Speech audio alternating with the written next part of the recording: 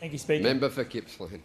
Thank you, Speaker. My question is to the Minister for Education, and I refer the Minister to the parental income test that prevents a student from the average Australian farming family from receiving dependent youth allowance, despite the fact that the average farm income was only $62,500 last year. Given that the Minister now proposes to remove the gap year provision, which has until now allowed such students to receive independent youth allowance, where does the Minister propose that these families should find the money to send their children to the city to attend university? Minister, when are you going to give a fair go to students on their gap year? The Deputy Prime Minister. Thank you very much, Mr Speaker, and I thank the member for his question, because it gives me the opportunity to explain something that I think he would find deeply disturbing, which is under the current student financing arrangements, the participation of regional and rural Australians in universities has gone down. So if the current arrangements were working to facilitate the kind of families that he cares about, we wouldn't have seen that result. So in terms of the kind of families he cares about, and I accept that he's raised something because of personal concern about it, in terms of the kind of families he cares about, the statistics tell you that the current system isn't working.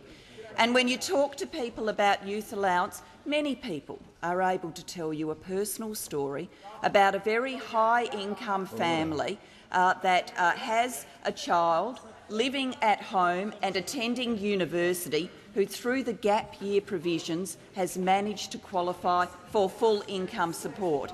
Indeed, the Bradley Review pointed to the fact that in the large percentage of cases, 36% of cases, in terms of people living at home and getting the full allowance, there were these kinds of problems. The Bradley Review told us that there were families with family incomes of more than $200,000 where people were getting the full student income support living at home.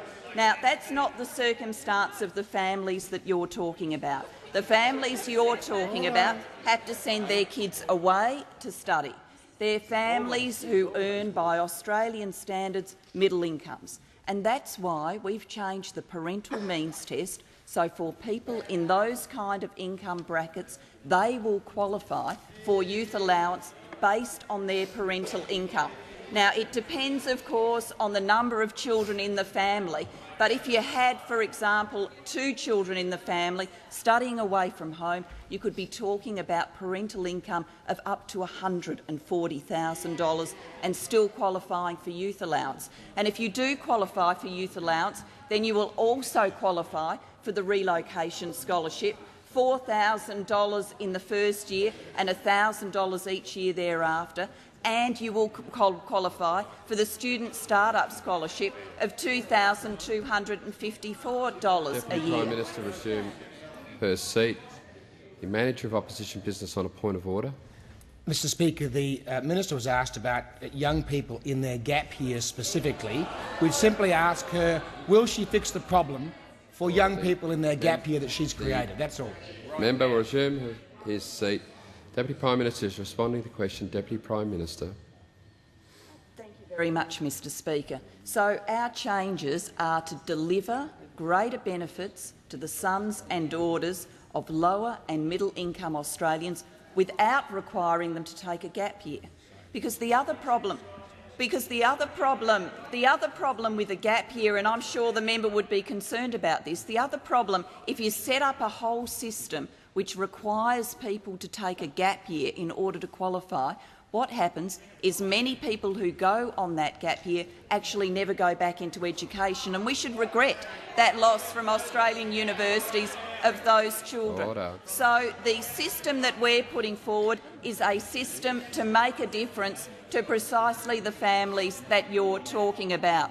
Can I say that stands in stark contrast to the opposition, who in government did nothing to address the student financing system that was seeing regional and rural participation go down. The National Party was complicit in that, watching regional and rural participation go down.